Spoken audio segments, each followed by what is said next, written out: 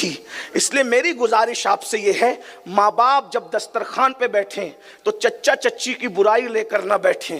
ماں باپ جب دسترخوان پہ بیٹھیں تو پڑوسی کی برائی لے کر نہ بیٹھیں. اگر باپ ایک سنت بیان کر دے اور ماں ایک سنت بیان کر دے تو ہر کھانے پر بچوں کی معلومات میں 2 سنتوں کا اضافہ ہوگا. لیکن یہ ہوگا کب؟ جب ان کو خود کو آئے گا. جن کو خود نہیں آتا، مجھے تو حیرت ہے، یزید سے نفرت کرنے والی قوم اب تک کہ یزید کہنا نہ سیکھ سکی. یزید کو بھی میری قوم یزید کہتی ہے. اب بتاؤ کس پر ماتم کیا جائے؟ اللہ اکبر. آپ اندازہ تو فرمائیں ہم نے سیکھا ہی کیا ہے؟ میرے پیارے آقا صلی اللہ علیہ وآلہ وسلم کے دیوانوں، علم والی قوم ہو. اللہ کے رسول صلی اللہ علیہ وآلہ وسلم نے علم کا درس دیا. پہلی آیت علم کے متعلق آئی. حضور فرماتے انما بعثت معلما، کہ میں معلم بنا کر بھیجا گیا ہوں. یاد رکھنا کیا فرمایا؟ آ کر معلم نہیں بنا ہوں.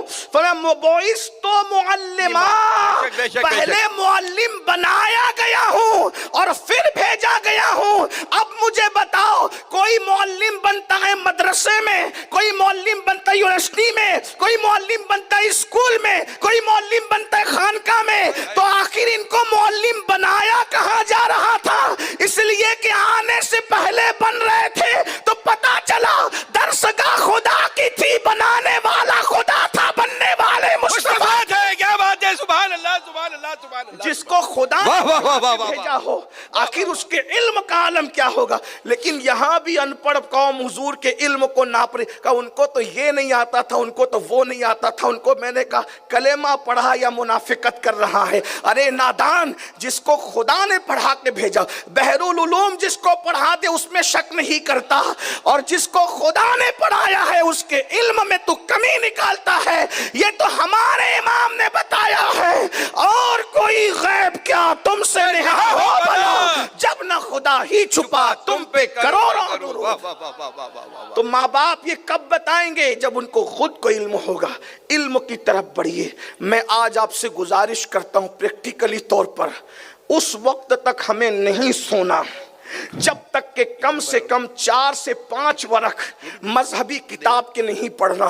سیرت پر پڑھو، فقہ پر پڑھو. بہار شریعت اردو زبان میں آسان کتاب ہے، اس کو آپ روزانہ 5 ورق پڑھو. ہندی میں بھی آ گئی ہے، اب تو گجراتی میں بھی میسر ہے. اللہ اکبر. پڑھتے رہیے اور معلومات حاصل کرتے رہیے. علماء سے اپنا رابطہ رکھیے اور خود بھی اپنے بچوں کو پڑھائیے. کوئی ان پڑھ نہ رہنے پائے، نہ دنیاوی اعتبار سے، نہ دینی اعتبار سے.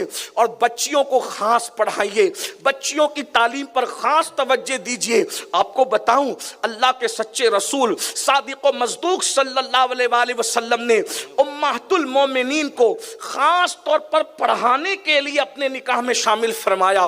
حضور کی امہات، حضور کی ازواج سے نکاح کرنے کے بہت ساری حکمتیں ہیں. ایک حکمت جو بہت بڑی یہ بیان کی جاتی ہے وہ یہ کہ حضور علیہ السلام نے ان کو علم سکھانے کے لیے نکاح فرمایا. اسی لیے اکثر امہات المومنین کو حضور علیہ السلام سے اولاد نہیں ہوئی. اس میں حکمت یہ تھی کہ اگر اولاد ہوتی تو وہ بچوں کی پرورش میں مصروف ہو جاتی، اور جس مقصد کے لیے ان کو نکاح میں لایا گیا تھا وہ مقصد پورا نہیں ہو پاتا. اس لیے اللہ رب العزت نے جتنی اولاد دینی تھی محبوب کو ام المومنین سیدہ خدیجۃ الکبریٰ کے بطن سے عطا فرما دی، اور ایک شہزادہ سیدہ ماریہ قبطیہ ام المومنین کے بطن سے عطا فرمائی. اللہ اکبر. اور بقیہ ساری امہات المومنین جو ہے ان کو اولاد نہ ہوئی. معاذ اللہ، اس کا یہ مطلب نہیں امہات المومنین کو لا ولد ہونے کا تانا دینے والے رافضیوں سن لو، ان امہات المومنین کو اولاد کے لیے نکاح میں نہیں لایا گیا تھا، بلکہ ان کو اس لیے نکاح میں لایا گیا تھا تاکہ یہ حضور سے علم حاصل کرے اور گھر کے علوم امت مسلمہ تک کے پہنچاتی رہے. جس مقصد کے لیے وہ نکاح میں آئی تھی انہوں نے اس مقصد کو پورا کیا. بلکہ اللہ کے رسول علیہ السلام نے سب سے زیادہ جس کو پڑھایا وہ ہم سب کی مقدس ماں ام المومنین سیدہ طیبہ طاہرہ صدیقہ بنت صدیق سیدہ عائشہ صدیقہ کی ذات ہے. آقا فرماتے ہیں 1/3 دین اگر لینا ہے تو حمیرہ سے لیا کرو. اللہ اکبر، اللہ اکبر، اللہ اکبر. 1/3 دین، 1/3 دین اگر لینا ہے تو فرمایا حمیرہ، حمیرہ لقب ہے ام المومنین سیدہ عائشہ صدیقہ صدیقہ رضی اللہ تعالیٰ. فرمایا عائشہ سے لیا کرو 1/3 دین، اور 1/3 دین ایک اکیلی خاتون نے عطا کیا.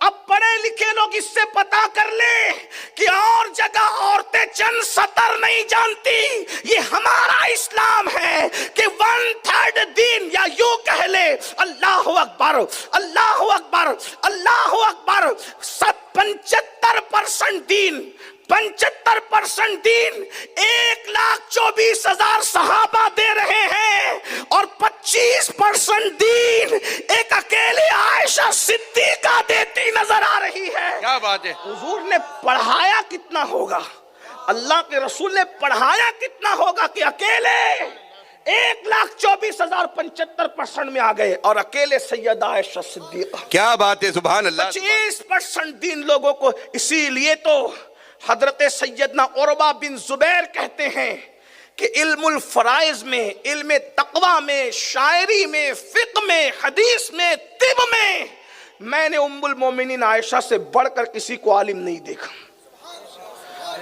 وہ جتنی بڑی فقیہ تھی، فقیہہ تھی، اتنی بڑی شاعرہ بھی. کیا بات ہے. شعر کہنا جانتی تھی، بہت بڑی. بلکہ زمانے جاہلیت کے شعراء کے اشعار ام المومنین کو زبانی یاد. یہ خشکی ہمارے دماغوں میں ابھی آئی ہے کہ یہ شعر نہیں پڑھنا چاہیے اور وہ نہیں پڑھنا چاہیے. حضور علیہ الصلاۃ والتسلیم تو ام المومنین کو خود کہتے تھے، وہ جاہلیت کے دور میں وہ فلاں شاعر نے جو شعر لکھا ہے ذرا پڑھ کے سناؤ، تو ام المومنین پڑھ کے سناتے. ہاں جو غیر شرعی ہے وہ تو پڑھے ہی نہیں جا سکتے، بے شک.